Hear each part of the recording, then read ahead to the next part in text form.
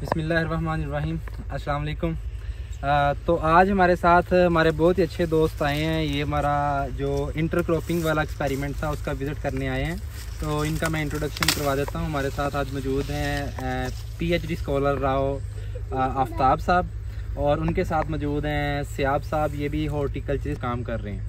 तो ये इनकी फरमाइश थी कि हमने फ़िज़िकली आना है आपके फील्ड में और ये विज़िट करना है। तो यही आपको थोड़ा सा बताते हैं कि इनको हमारा फील्ड कैसा लगा, कैसा मैनेजमेंट हमारा लगा कमाद और तिल का। जी आफ्ताब साहब, एक वीडियो डाली थी अवैस भाई ने इंटरक्रॉपिंग के ऊपर, कमाद और जो तिल की इंटरक्रॉपिंग की थी, जो पहले फार्मर करता नहीं है। तो मैं विजुअल ऑब्जर्वेशन करने आया हूँ, ख़ुद देखने आया हूँ कि तिल कहाँ तक ग्रोथ है, और आया कि वो सिर्फ वीडियो में ग्रोथ थी या एक्चुअल में उसकी ग्रोथ इतनी हो रही कि इंटरक्रॉपिंग में आया कि सक्सेसफुल है कि नहीं। तो फील्ड देख के तो मैं बहुत खुश हूँ। आज आपसे क्वेश्चन करेंगे अवैस भाई से कि इस फील्ड में प्रॉब्लम क्या क्या आती हैं, इसकी तैयारी में क्या मसला हुआ, ये ज़रूरत क्यों पेश आई इनको। तो अवैस भाई पहले तो ये बताएंगे इंटरक्रॉपिंग जो आपने की है, जी, तो ये जो शुगर केन की वैरायटीज़ हैं, जी, तो वो तिल की वैरायटीज़ के साथ कोई कंपैटिबिलिटी है? कौन कौन सी वैरायटीज़ हैं जिनकी कंपैटिबिलिटी है, क्योंकि कोई स्पेसिफिक वैरायटीज़ होनी है ना। जी, बहुत अच्छा क्वेश्चन है राव साहब आपका। इसमें जो मैंने वैरायटीज़ का इंतखाब किया है, अगर हम पहले गन्ने की बात कर लें, शुगर केन की बात करें, तो इसमें जांगुनाट का किया है। अच्छा। ये इसलिए किया था क्योंकि ये जल्दी पकने वाली वैरायटी है, ठीक है, और इसकी जो टिलरिंग कैपेसिटी है वो बहुत ज़्यादा है। मतलब जो इसके शगुफ़े बनाने की सलाहियत है वो बहुत अच्छी है। तो क्योंकि आप इंटरक्रॉपिंग कर रहे हैं और दोनों क्रॉप्स का कंपटीशन साइड बाय साइड जाना है, तो इसलिए हमें शुगर केन की वैरायटी वो चुननी थी जिसकी एक शगुफ़े बनाने की सलाहियत ज़्यादा हो और जो अर्निंग में जोड़ी हो, ठीक है। क्योंकि ये हमने जो इंटरक्रॉपिंग की थी, ये गंदम काटने के बाद दोनों फसलें हमने लगाई थी, तो इसलिए जो गन्ने की किस्म है वो हमने जांगुनाट वो इस्तेमाल की है। इसके साथ साथ अगर आप तिलों की वैरायटी की बात करें तो दो तरह की वैरायटीज़ इस वक्त मार्केट में अवेलेबल हैं। एक है सिंगल स्टेम, जो कि आप इस वक्त देख रहे हैं TH6, ठीक है।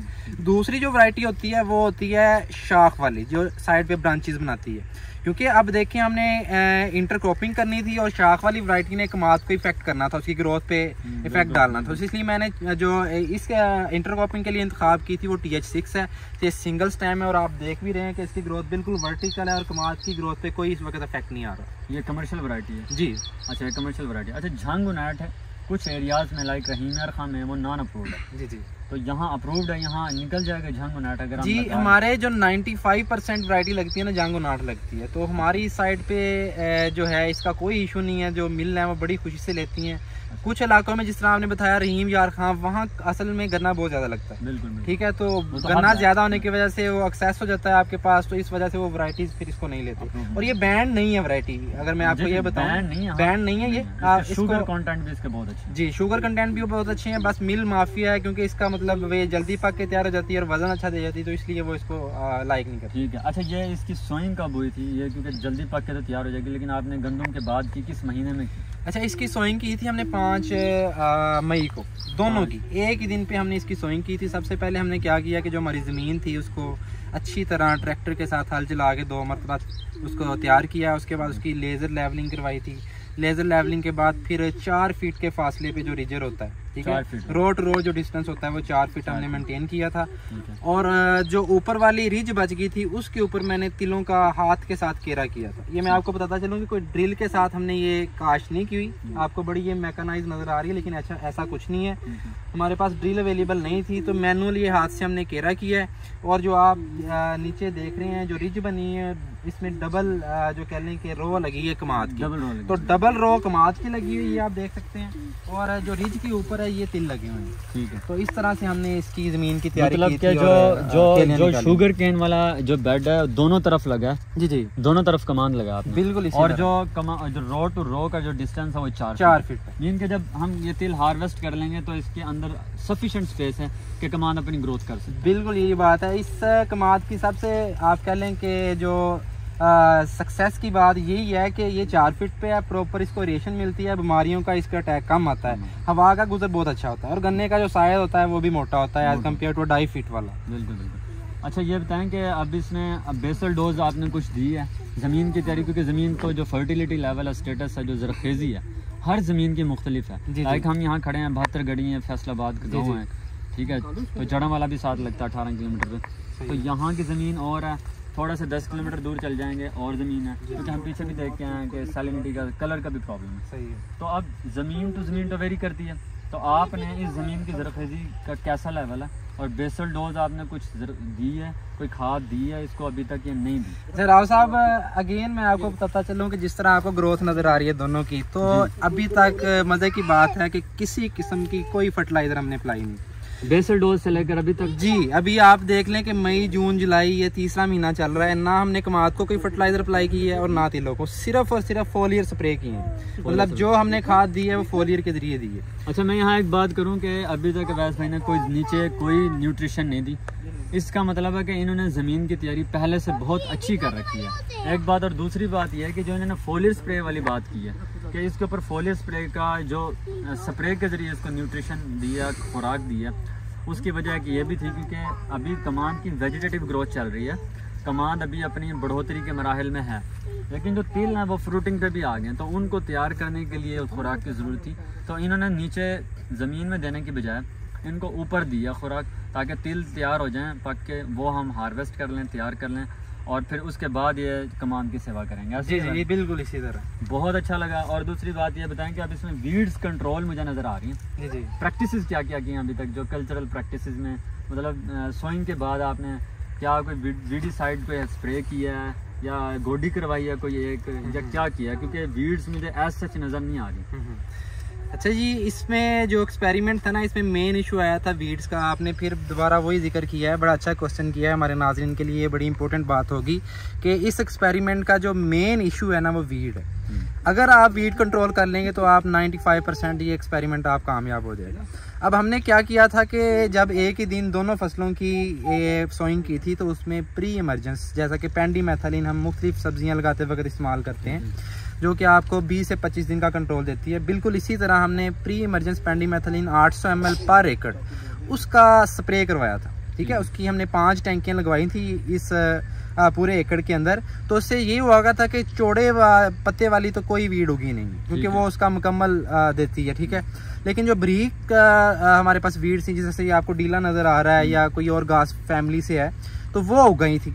अब वो हमने फिर मैनुअली उसके लिए ना एक गोडी करवाई। ठीक है, एक गोडी करवाई, और गोडी इसकी रंबे के साथ नहीं करवाई। हम एक और वीडियो बनाएंगे इंशाल्लाह नेक्स्ट टाइम, तो उसमें एक अलग से मैंने औजार तैयार करवाया था गोडी के लिए, तो वो आपको उस वीडियो में इंशाल्लाह मैं डिटेल के साथ बताऊंगा कि स्पेशल आप खड़े होके बड़े आसानी के साथ गोडी कर सकते हैं। चलें, वो तो ठीक है, लेकिन हमें काइंडली ये बताएं कि जो पहली गोडी, एक गोडी करवाई, जी वो सोइंग के कितने दिन बाद करवाई? जी, पहली जो हमने गोडी करवाई थी वो सोइंग के तकरीबन 20 से 25 दिन बाद, जब तिलों के 3 से 4 पत्ते निकल आए थे और वीड्स का उसके साथ कंपटीशन बन रहा था, तो 20 से 25 दिन बाद हमने पहली गोडी करवाई। अच्छा, उसकी कमान की हाइट क्या थी? कमाद तो भी बिल्कुल अभी उसकी कह लेंगे जर्मिनेशन स्टार्ट हुई थी, उसकी आंखें वगैरह निकली हुई थी, तो कमाद बिल्कुल छोटा था उस वक्त, 20-25। अच्छा, पेंडीमेथलिन आपने बताया, इसके अलावा डुअल गोल्ड भी कर सकते हैं? जी बिल्कुल, डुअल गोल्ड भी कर सकते हैं। पेंडीमेथलिन थोड़ा सा ये कह लेंगे हम, क्योंकि साथ तिल की इंटरक्रॉपिंग कर रहे हैं, तो अगर डुअल गोल्ड इस्तेमाल करेंगे तो फिर उसकी डोज हमें कम करना पड़ेगी, क्योंकि वो उसकी जर्मिनेशन को इफेक्ट करती है तिलों की। ठीक है, तो इसलिए हमने पेंडीमेथलिन इसको। जो हमने वीडीसाइड प्री इमरजेंस जो हमने स्प्रे किया, वो पानी लगाने के बाद किया या पानी लगाने से सोइंग करने से पहले किया? जी, पानी लगाने के बाद जो प्री इमरजेंस होती है ना, उसका यही उसूल होता है कि आपने विद इन 24 आवर्स यानी 24 घंटों के अंदर करनी होती है। तो विद इन 20 आवर्स वो हमने अगले दिन स्प्रे करवा दी थी। अच्छा, कुछ लोग इस तरह भी प्रैक्टिस करते हैं कि जब जमीन की तैयारी कर ली, अपने खीले वगैरह निकाल लेते हैं, जी, तो सोइंग करने से पहले वो स्प्रे करते हैं, जी जी, उसके बाद सोइंग करते हैं जी। या कुछ लोग ऐसे करते हैं कि सोइंग करने के बाद, पानी लगाने के बाद 24 घंटे के अंदर अंदर स्प्रे करते हैं।